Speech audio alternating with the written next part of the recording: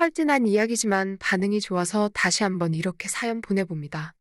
저번 보냈던 사연보다 조금 더 전의 이야기입니다. 그때는 일자리 알아보고 다니는 게 일이었던 시절이었습니다. 지금도 취직이 힘들다지만 그때는 체감상 지금보다 더 힘들었던 것 같습니다. 아무튼 언제 면접이 생길지도 모르고 그러니 제가 다른 건 몰라도 나태해지지 않게 매일매일 단장을 하고 다녔습니다. 당일 면접이 있을 리는 없지만 그냥 스스로 지저분하게 하고 다니면 들어올 복도 안 들어올 거라고 믿고 깔끔하게 꾸미고 다니던 시절이지요. 미용실 값이 조금 부담스럽기는 했는데 아무리 못해도 3주에 한 번씩은 미용실에 다녀오곤 했습니다. 꿀팁을 드리자면 남자들이 첫인상이 깔끔해 보이는 방법이 있는데 눈썹을 다듬는 거예요. 눈썹 다듬는 게 의외로 효과적인 것이 정말 사소하지만 눈썹이 단정하게 다듬어져 있으면 사람이 자기 관리도 철저해 보이고 더 부지런해 보인답니다. 그래서 저는 매번 미용실에 갈 때마다 눈썹도 같이 다듬어 달라고 해요. 보통 눈썹 다듬는 건 오래 안 걸리기 때문에 돈도 따로 받지도 않습니다. 아무튼 깔끔하게 제 상태를 유지하고 다니는 게 저의 첫 번째 목표나 다름없었고, 덕분에 그래서 그런가 여자도 괜히 주변에 많이 꼬이는 것 같았습니다. 미용실을 정하는데 별다른 기준이 있는 건 아니었어요. 제일 중요한 건 접근성이었습니다. 어차피 아파트 단지 근처에 보면 미용실이 못해도 2개에서 3개씩은 있잖아요? 어디 하나 콕 집어서 다닌 건 아니고 집에서 제일 가까운 곳으로 다녔습니다. 동네 미용실 특성상 어지간해서는 예약을 할 필요도 없고 집 근처에 있다는 건 걸어서 2분 3분 내로 도착할 수 있는 곳이다 보니 정녕 손님이 많아서 당장 머리를 못 자른다고 해도 집으로 다시 돌아가서 기다렸다 나오는데 어려움이 없었으니 그렇게 했습니다. 그런데 그날이 무슨 날이었는지 무슨 일 때문에 그랬는지는 몰라도 매일같이 열던 미용실이었는데 가는 날이 장날이라고 아예 미용실이 문을 닫았더라고요. 다음날 오는 방법도 있는데 그날따라 이왕 밖에 나왔는데 볼일 제대로 보고 가야겠다는 생각이 들어서 다른 미용실을 찾아갔습니다. 어차피 5분 거리 안쪽으로 더 걸어가면 미용실이 하나 더 있어서 뭐 어렵나 싶었지요. 그렇게 그 미용실에 처음 가게 되었고 그녀를 만나게 되었습니다. 그녀는 딱 봐도 당시 취직 준비하는 저보다는 훨씬 연상으로 보였습니다. 키도 엄청 크고 살집도 조금 있었지만 화장기 하나 없는 얼굴이 성격은 참해 보였습니다. 등을 덮을 정도로 길게 늘어뜨린 머리가 인상적이었고 무엇보다 조금 있는 살집이 오히려 그녀를 더 매력적으로 보이게 만들었습니다. 시설도 깔끔하고 넓었는데 손님은 한 명도 없었고 그녀도 처음에는 제가 문 열고 들어온지 만지도 모르고 계속 핸드폰 화면만 보고 있더군요. 안 바쁜 미용실에 손님 응대도 안 하는 미용실이라니 솔직히 거기서 머리를 자르고 싶은 생각이 보통 사람이라면 들지 않았겠지만 매력적인 미용사가 있는 미용실인데 제가 안 들어갈 이유가 있나 싶었습니다. 안 그래도 먼저 다니던 미용실에 머리 감겨주던 보조가 제 스타일이어서 다녔는데 언젠가부터 아다리가 안 맞는 건지 그만둔 건지 더 이상 나오지 않고 있었거든요. 그러나 중에 처음 가본 미용실에 적당히 내 스타일인 여자가 다리를 꼬고 앉아서 핸드폰 화면만 뚫어져라 보고 있는 모습을 보니 이렇게 심심한 미용실이면 오히려 나한테는 더 좋겠다 하는 생각이 들었습니다. 제가 들어와도 본체만 채 하길래 헛기침을 해서 인기척을 냈습니다. 그러니 그녀가 고개만 삐쭉 드러는 머리 자르러 온 거냐고 말하더군요. 그런데 그 착해 보이는 얼굴로 조금 싸가지 없어 보이게 퉁명스럽게 말하는 것조차 오히려 저를 자극시켰습니다.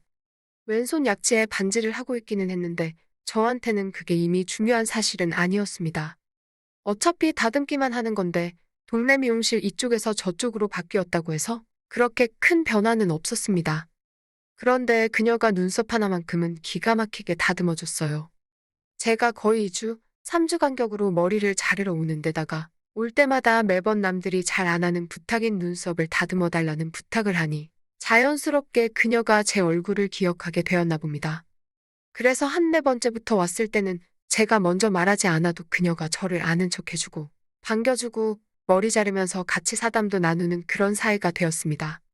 그렇게 저 입대할 때부터 제 머리를 다듬어주던 미용실과는 결별을 하고 제 이상형인 그녀가 있는 이 미용실에 정착을 하게 되었지요. 그냥 저한테 친하게 대해준다고 해서 제가 옮긴 것만은 아닙니다. 그녀가 결혼했다는 사실은 왼손에 끼워져 있는 약지만 봐도 알 수 있었지만 이미 그녀가 조금씩 저에게 끼를 부린다고 해야 하나? 자꾸 여지를 주면서 저에게 은근슬쩍 신호를 보낸다는 걸 알게 되었습니다. 특히 구렛나룻을 다듬어줄 때 은근슬쩍 자꾸 제 귓볼에 손길이 간다든지 은근슬쩍 짓는 묘한 미소와 눈웃음만 봐도 그녀 또한 저한테 관심을 보이고 있다는 게 다 티가 나더라고요. 그런데 자꾸 은근슬쩍 그렇게 신호만 줄 뿐 저한테 기회를 도통 주지 않으려고 하더라고요. 완전 밀당의 고수였습니다. 보통 머리 자르면서 잡담을 나누다가 저도 은근슬쩍 오늘은 술이 고픈데 같이 마실 사람이 없다. 뭐 그런 식으로 이야기를 했거든요.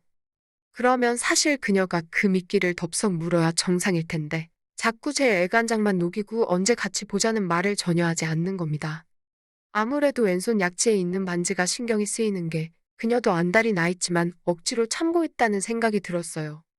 그래서 제가 특단의 조치를 취해야겠다는 생각이 들었습니다.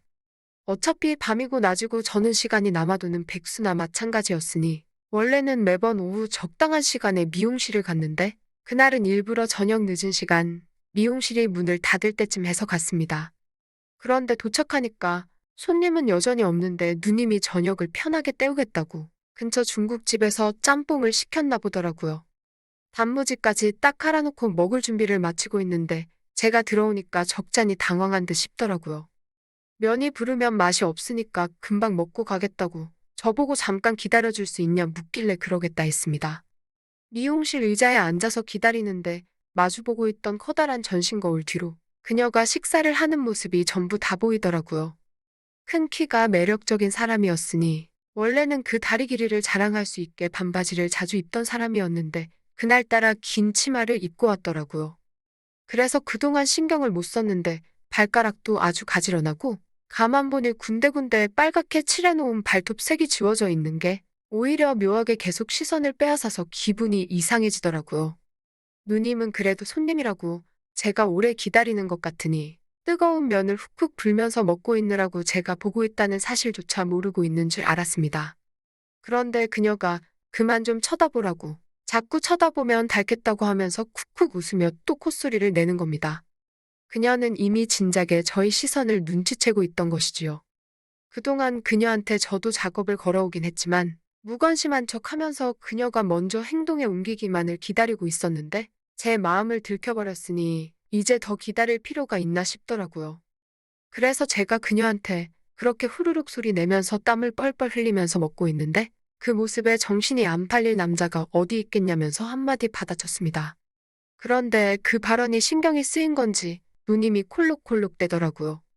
거울로 그녀를 살펴보니 제 농담에 당황을 해서 제대로 삼키지 못하고 짬뽕 국물을 옷에다가 흘려버렸던 겁니다.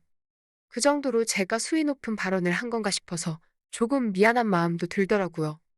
저는 단지 가게 문 닫을 때쯤에 가서 그녀와 같이 밖에서 보자고 단도직입적으로 물어보려 간 거였는데 옷에 짬뽕 국물을 잔뜩 흘려버렸으니 저녁에 같이 시간 보내기는 글렀다 싶은 생각이 들었습니다.